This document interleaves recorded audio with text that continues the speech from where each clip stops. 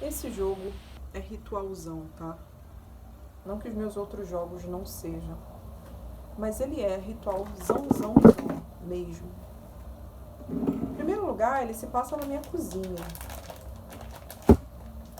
É daqui, diante do fogo sagrado da minha casa, enquanto eu estou preparando o alimento, que eu gravo essa mensagem para vocês.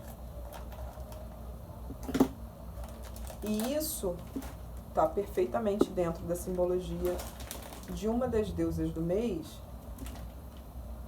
que é a deusa que fala no coração do jogo. E entre as coisas que ela fala, está a ideia de alimento ritual, da força sagrada do alimento. Bem, vamos lá. Vocês já perceberam que faz um tempo que eu não entrego os jogos das deusas, que são jogos mensais, né? Mas esse eu fiz questão de entregar gravando um vídeo. Esse jogo é muito sério. A temática que ele está trazendo, a forma como ele está se manifestando, tem uma coisa muito séria rolando por aí. Só para vocês terem ideia de como esse jogo é sério, uma das imagens desse jogo se manifestou agora, por esses dias. A gente está vivendo a onda dela, que é esse caso aí de violência contra essa mulher no momento em que ela estava colocando uma criança no mundo.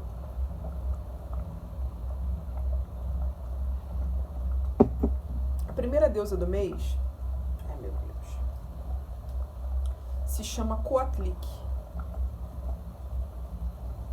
O baralho tá com um desenho meio gasto, de tantas vidas que ele já viu. Mas a Coatlic é essa mulher que está pegando a lua e colocando no céu. Ela está associada à palavra dor neste oráculo. Por que dor? Coatlic é uma deusa asteca. E eu não sei se eu botei sal e agora.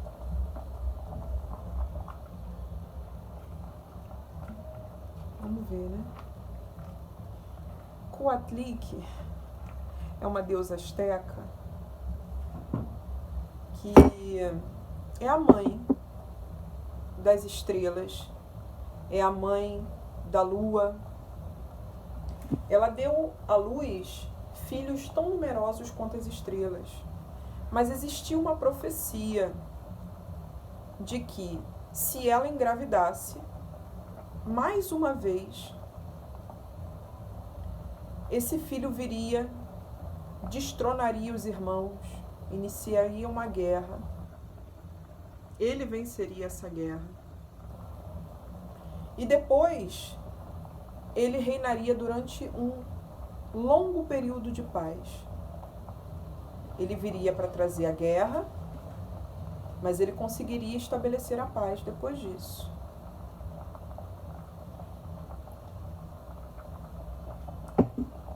Todo mundo estava bolado com essa profecia, né?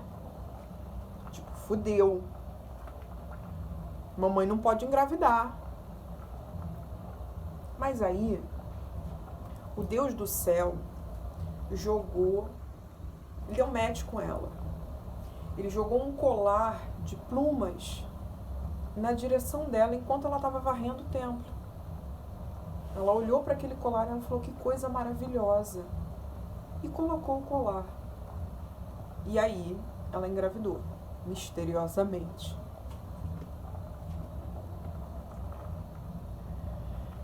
Coatlic tentou esconder a gravidez, né, dos seus filhos. Mas eles descobriram e começaram a tramar a morte da criança. E aí eu vou contar uma versão do mito. Tem outras.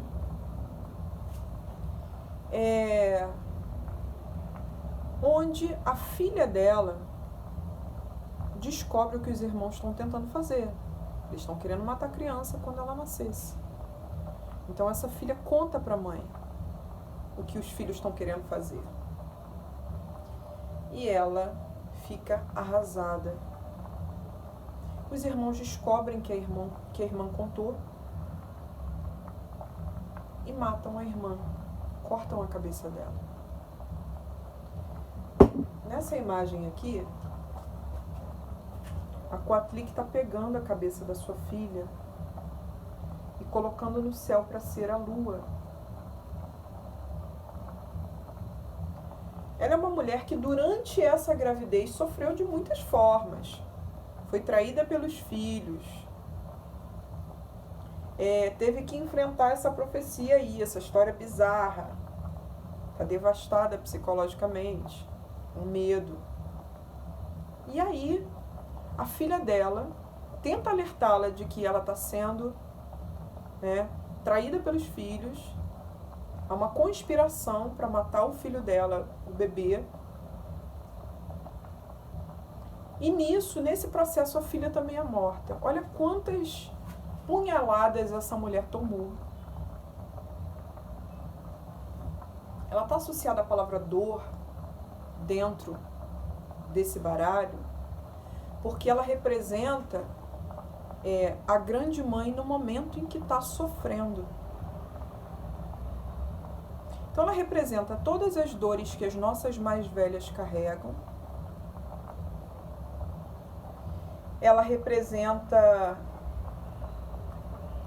o fato de que determinadas dores que a gente pode estar sentindo aqui agora não são nossas, são herança dessas mais velhas.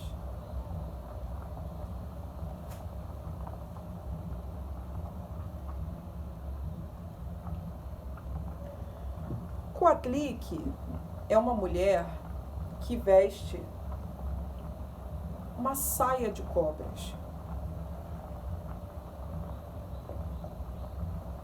O nome dela significa isso, se não me engano. As deusas, quando estão relacionadas à simbologia de cobra, que é a da ciclicidade, né? Vida, morte e vida, elas normalmente têm uma cobra representada ali na imagem delas. Mas a Coatlic tem uma saia de cobras. Ela é a mulher que anda com um ninho de cobras ao redor do ventre. Isso é muito sério.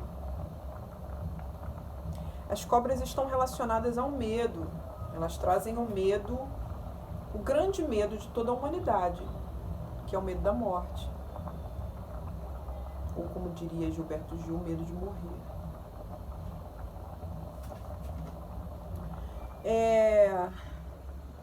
As cobras estão relacionadas também à transformação e à traição, ao veneno que nos é injetado pelos traumas, onde a gente tropeça nos nossos medos ao longo de uma vida. Ela é uma deusa, né? Ela ostenta uma saia, ela não veste uma saia, ela ostenta uma saia de cobras. Total poder sobre vida e morte.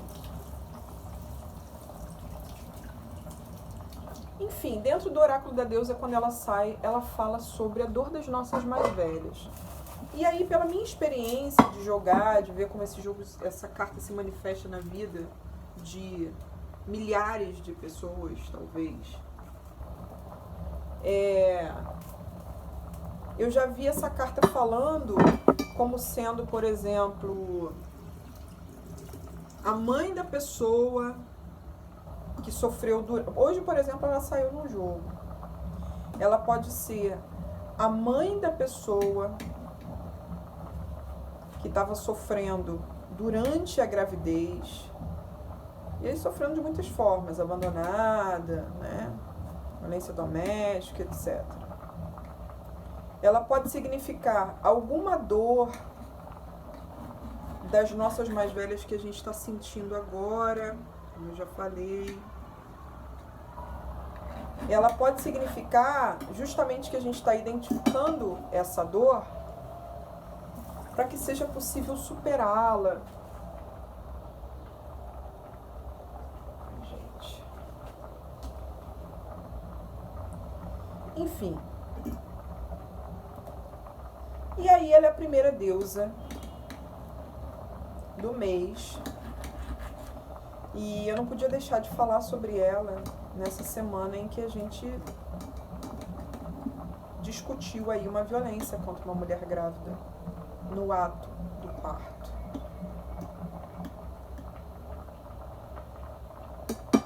É como se a gente precisasse dar um mergulho mais profundo e entendesse que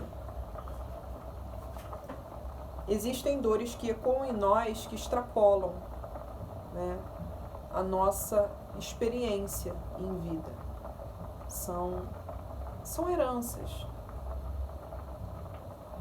Mas dói em nós e a gente não consegue explicar, não consegue localizar, está muito, no nível muito inconsciente.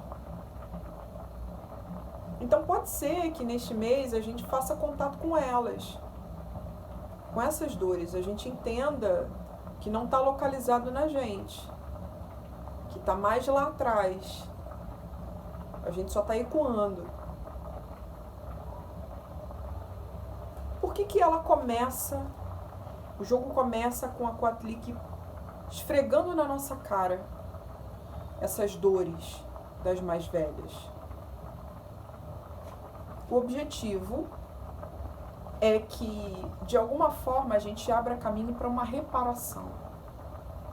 Quem vai falar sobre isso é Maat, a deusa egípcia da justiça, que é a terceira deusa do jogo. Mas primeiro a gente vai falar da segunda.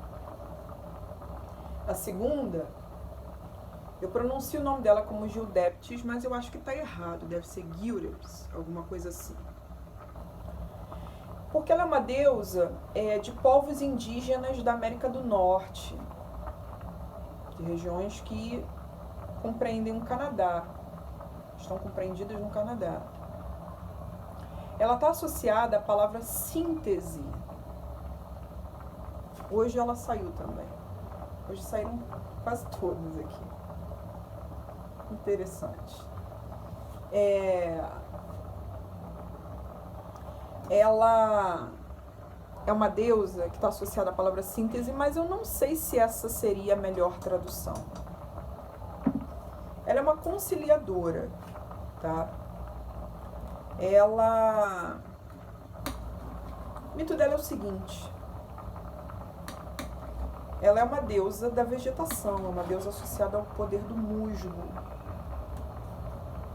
E aí os deuses, eles começaram a cair na porrada porque havia uma notícia de que uma tempestade viria e arrasaria a aldeia.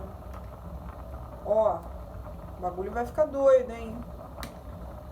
Eles começaram a brigar entre si, a botar a culpa uns nos outros. E dizer: tá vendo? Olha a merda que deu. Essa deusa, a Gildeptis, ela percebe que precisa fazer uma coisa para acalmá-los, para que eles deem as mãos. Estamos diante de uma possível calamidade. Temos que resolver essa parada. Será que eu fiz merda aqui? Peraí. Preciso provar se o macarrão tá ao dente. Então, ela resolve fazer uma comida para que eles se entendam. Ela bota eles para fazerem uma refeição juntos. E assim, eles fazem uma refeição juntos e se entendem. Fazem as pazes, juntam forças e transformam essa tempestade que arrasaria a aldeia em uma força de abastecimento. Viria para destruir, mas agora vai unir. Bom, esse é um mito. E aí esse mito tem uns segredinhos. Primeira coisa que eu quero dizer para vocês. Esse mito... Ah, não brinca. Não brinca. Porra.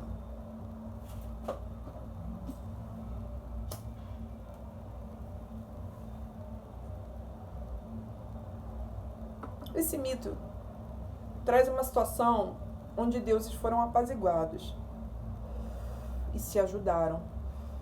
São os muitos deuses dentro de nós, os muitos poderes, os nossos muitos lados que podem estar brigando entre si. A cabeça está brigando com o coração, que está brigando com o corpo, que está brigando com o espírito. Cada lado seu quer uma coisa.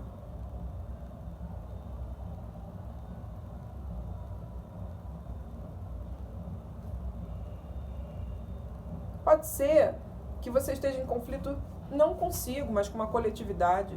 Ou que você esteja em conflito com outro justamente porque você está em conflito consigo. Estou tentando tirar um pelo de gato daqui há muito tempo e não consigo, cara.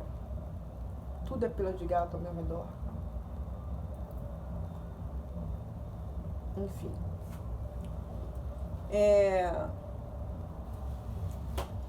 Ela consegue conciliar deuses diversos. Ela é aquela que integra as nossas partes divergentes. Tudo aquilo que te pertence, que é luminoso ou que é sombrio, precisa ser acolhido, entendido, até para ser transformado. Você precisa entender que isso faz parte de você. E esse entendimento daquilo que faz parte de você é uma das coisas que ela traz. Outra coisa que esse mito fala sobre a gente é que o alimento tem um imenso poder de nos acalmar, fazer a gente integrar as nossas partes, funcionar como um organismo. O alimento tem uma função ritual, terapêutica. Então, quando essa deusa sai, eu falo para essa pessoa fazer uma oferenda. Nem que seja ela preparar uma comida para si, separar a primeira parte dessa comida e ofertar no seu altar para a sua espiritualidade como um todo. Fazendo bons pedidos, né? Sempre bons. Para ela nutrir aquilo que está com fome. O lado dela que está com fome. Seja ele qual for. Os seus muitos lados podem estar brigando entre si, você pode estar fragmentada. Precisa chamá-los para essa conversa de que essa deusa fala, para que eles se sentem à mesa, entendam que todos fazem parte de você.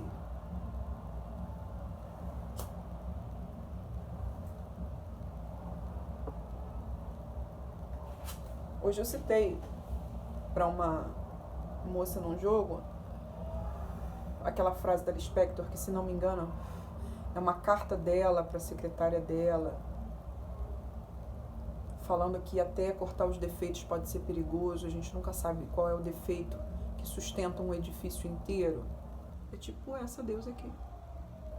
Todas as partes que nos compõem.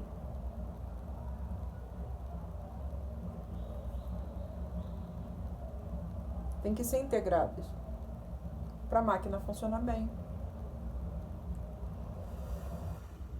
Precisamos agir não mais fragmentadas, mas com todos os nossos caquinhos colados, para que a gente possa juntar forças e se ajudar a chegar a um outro lugar, já que esses deuses se uniram por um objetivo em comum.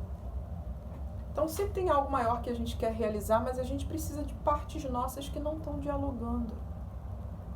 Que partes são essas? Faz esse ritual do alimento. Ritualiza com a tua comida. Ela pode significar também você entrar num processo meditativo, ritual de encontro com a sua comida.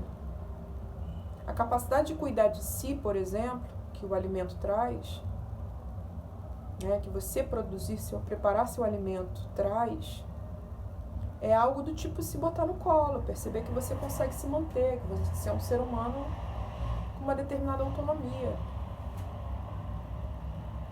Entende? Então ela faz essa integração, promove essa integração a partir do alimento. Vamos lá. A terceira deusa que sai nesse jogo é Maat, que é uma deusa egípcia da justiça. Conforme eu vou estudando mais as deusas, cara, eu vou me surpreendendo assim com a riqueza das simbologias e vê-las também acontecendo não só na minha vida, né? Eu sou uma oraculista que atende um número muito grande de pessoas. Me permite ver diferentes nuances delas, formas pelas quais elas atuam.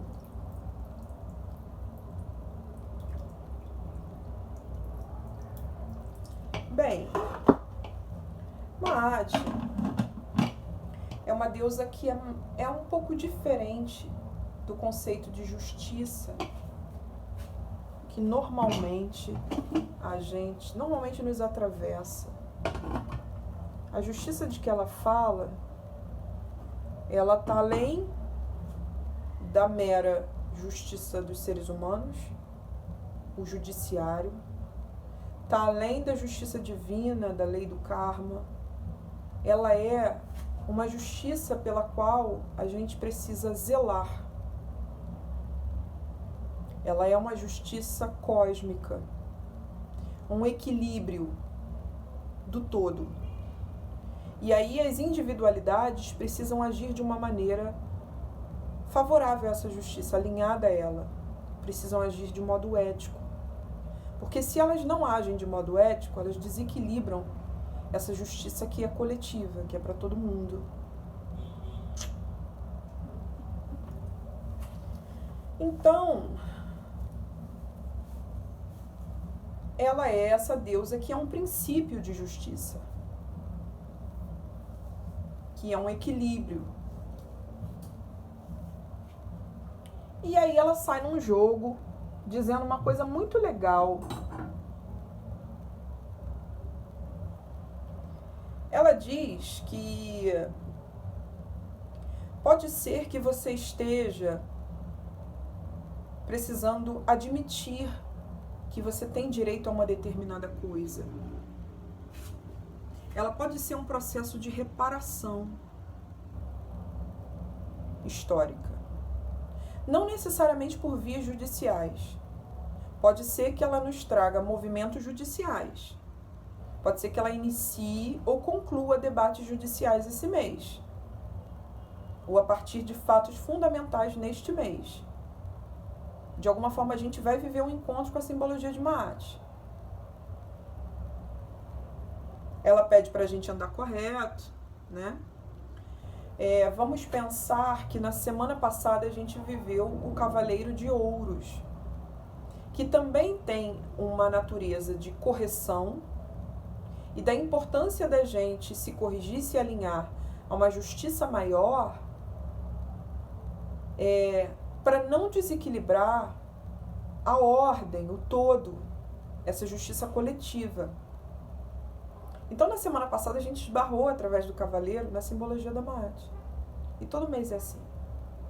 Todo mês, os jogos das semanas conversam com o jogo do mês. Sempre. Houve um ano em que a Gil Debit saiu, num mês em que a gente lidou com enchentes assustadoras no Rio de Janeiro. Ela saiu em março de 2019, se não me engano. Foi no primeiro ano de laboratório, eu me lembro disso.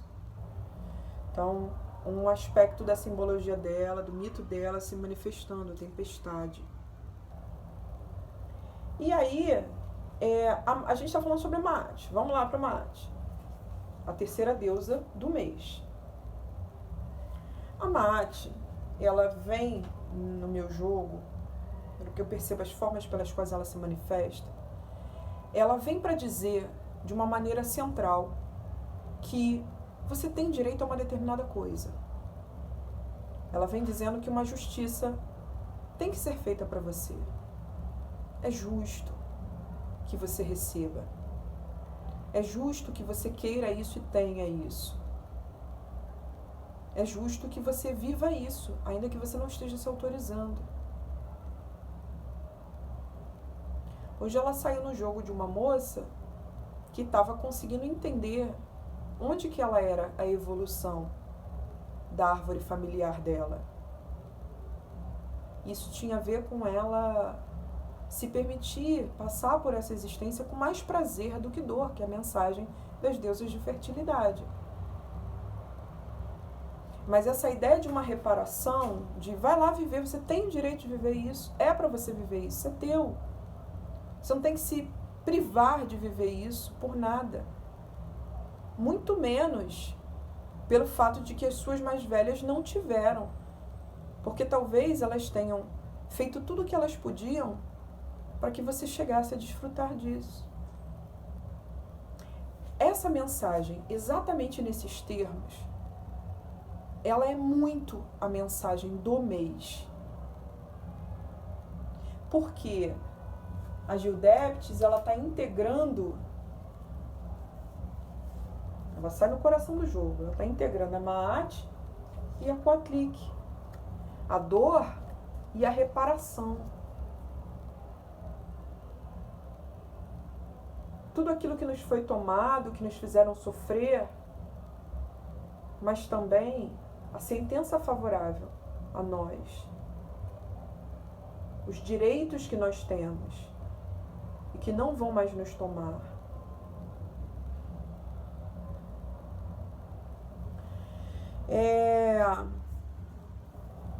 No topo do jogo saiu uma deusa, que é uma deusa grega, que ela tem um papel que é discutido, mas que seria muito superior ao que ela passou a ter dentro da mitologia grega, porque ela se tornou uma deusa de menor importância nesse panteão.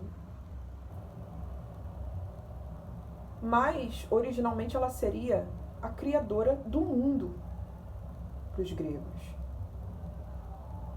Ela está associada à palavra êxtase. Eu estou estudando Bhagavad Gita, tá? E ele fala sobre a ideia de autorrealização. Eu fui pesquisar a ideia de autorrealização dentro da cultura védica. Quer dizer, ele não fala só sobre isso, né? O Bhagavad Gita fala sobre muita coisa. Entre os conceitos que ele aborda é a ideia de autorrealização, que é um conceito que está presente na filosofia védica, nas religiões orientais, mas também está presente na psicologia. Eu fui saber, eu sei muito pouco, tá? Eu estou estudando isso ainda, gente. Mas assim, eu fui saber que a palavra, a forma como foi traduzido autorrealização, ela não foi traduzida meramente em autoconhecimento, que é uma das palavras que a compõe, né? No sânscrito tem uma palavra que poderia ser traduzida como autoconhecimento. E aí tem uma outra palavra que tem a ver com êxtase. Foi traduzido essa expressão, ela foi traduzida como autorrealização porque ela não finda no autoconhecimento. Existe a dimensão do êxtase, que é quando você compreende, não apenas compreende a importância de manifestar sua individualidade, sua centelha divina, mas é quando você finalmente manifesta. É quando você finalmente se torna quem você é. Então o êxtase, ele está para além do autoconhecimento. E aí o êxtase é a expressão da Eurínome dentro deste oráculo. Eu vou dizer a vocês o porquê. Vamos ao mito de Eurínome.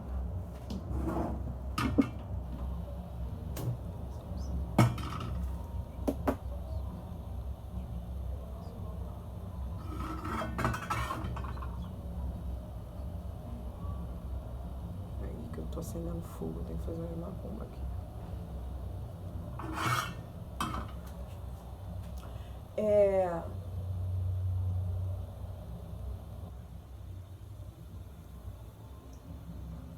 Eurínome nasceu do amor entre o mar e o céu. Os gregos acreditavam que o mar e o céu eram juntos, colados. Do amor entre eles nasceu Eurínome, que foi se levantando e afastando o céu e o mar com as mãos e os pés. Quando ela fez isso, ela gerou um determinado movimento que deu origem aos ventos.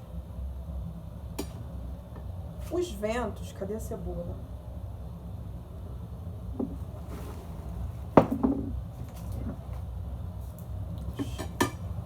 Cadê o alho? Tá aqui. Os ventos deixaram Eurínome maravilhada. Como que eu pude fazer isso? Quero fazer de novo. Teletubby, de novo. Repete.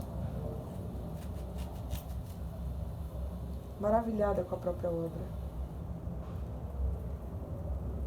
Eurínome começou a dançar com os ventos e começou a gerar mais vento. Mais vento. Ela percebeu que ela começou a mudar a paisagem ao seu redor. E aí, acho que acabou, tá acabando o azeite. Ela começa a dançar com os ventos e os ventos começam a tomar a forma de uma cobra, uma serpente. E Eurínome viu aquela cobra na frente dela. Fala, uau, eu fiz isso também.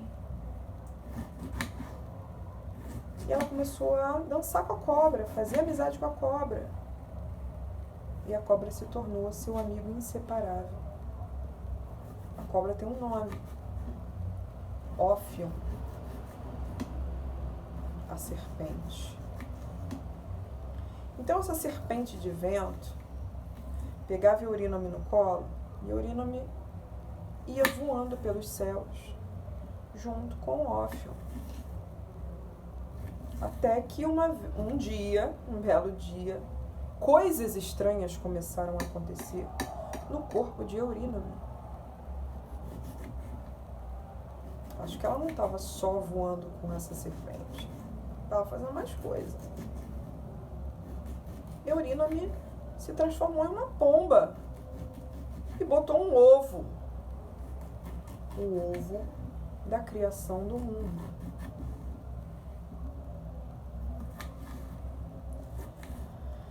Ai, Eurínome engravidou de Ófion, cara.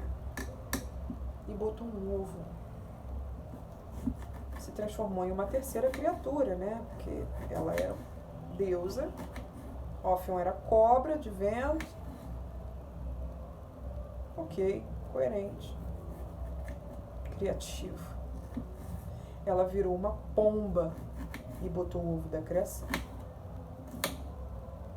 Eurínome deixou Ófion chocar o ovo. Ófion, a serpente, envolveu o ovo e começou a chocar. Até que um dia o ovo da criação quebrou, rompeu. E Eurínome veio imediatamente ver a cara do seu bebê. Quando ela chegou, porra, cadê a manteiga? Aqui. Quando ela chegou,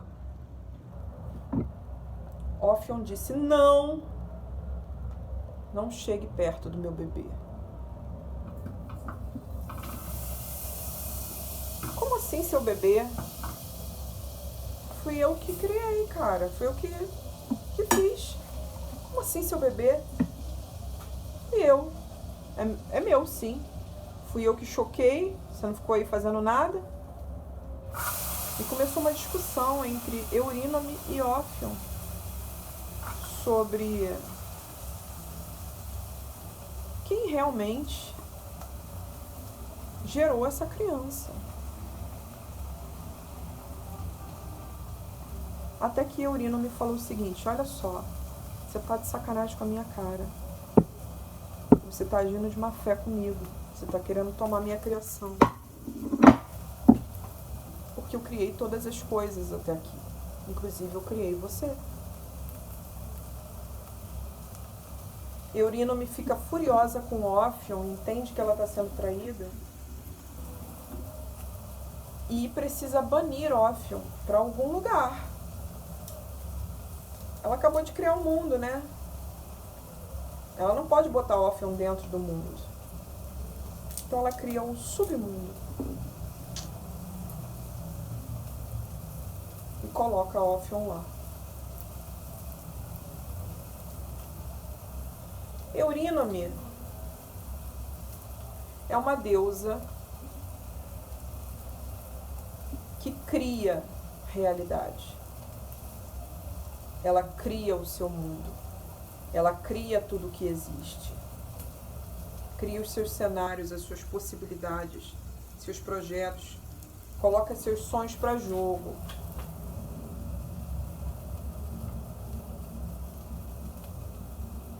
Só que ela tem que enfrentar Ófion, que é uma serpente. A serpente, em quase todos os mitos de criação do mundo, aparece para falar sobre medo.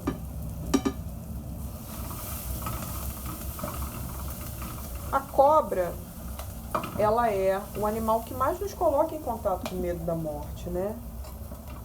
É um medo paralisante. Eurínome é a mulher que dança com os seus próprios medos, que cria a partir dos seus medos, que pega os seus medos e coloca eles na caixinha, no submundo de volta, para dizer: não, você não vai mais impedir a minha criação. Ela aprende a dançar com seus próprios medos, a lidar com eles, a bani-los quando necessário.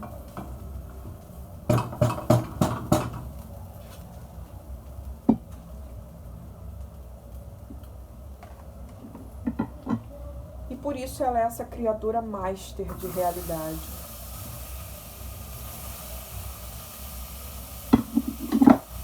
Ela sai no topo do jogo dizendo que o que se ergue da experiência de Júlio é a gente recuperar justamente essa rainha de paus que está bloqueada no não dessa semana.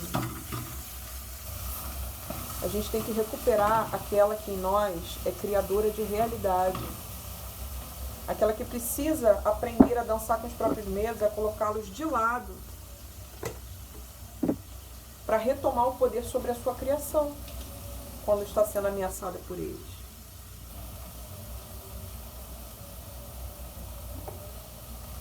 Ela pode significar, e geralmente significa nos jogos, que ou você sofreu uma traição, ou existe alguma cobra, algum veneno circulando em você, que pode ser um grande medo que você tenha, pode ser alguma coisa que te paralisa.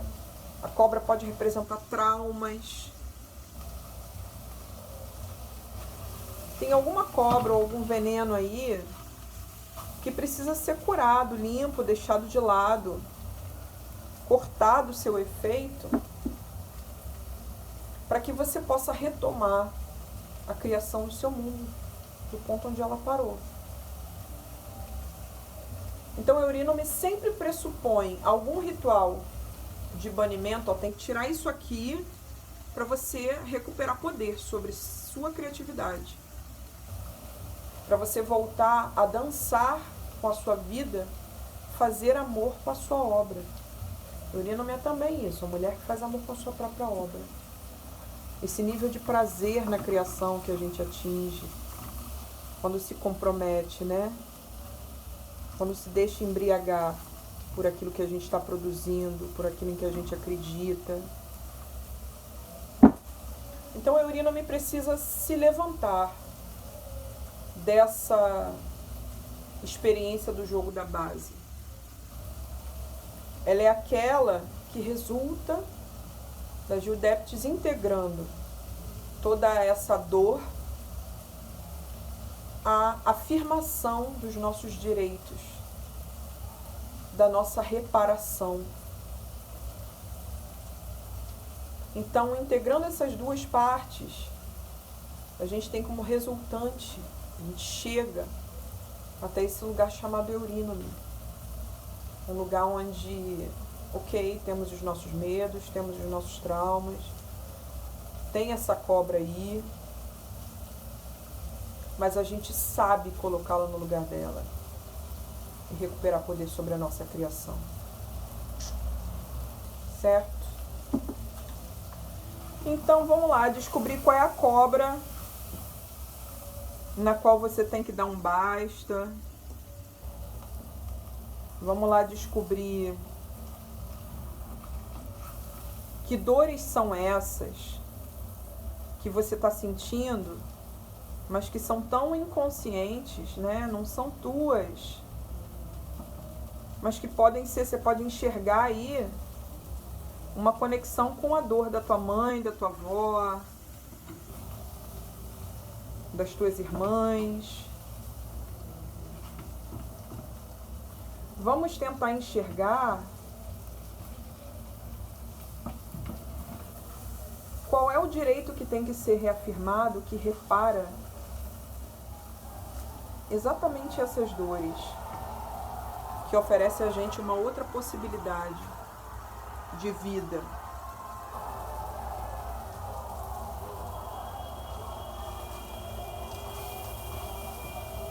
Hoje está animado. Tem jogo, já teve algum comício ali ligado ao Lula. É isso que a gente precisa entender. E aí fica por conta da Judéptes fazer um ritual para você, para nutrir essas partes aí que estão com fome, que precisam sentar para conversar, se entender e permitir que você chegue a um outro lugar. Faz aí esse ritual da alimentação, se conecta à tua comida, da comida a si mesma, né? Fazer esse sistema funcionar. A mãe em você alimenta a menina. E eu vou concluir aqui a preparação do meu jantar, minha gente, que eu já estou azul de fome. Certo? Comprem meu livro Bom Dia Matriarcado. Inscrevam-se no laboratório. Venham jogar comigo. Modéstia à parte, o meu trabalho é foda.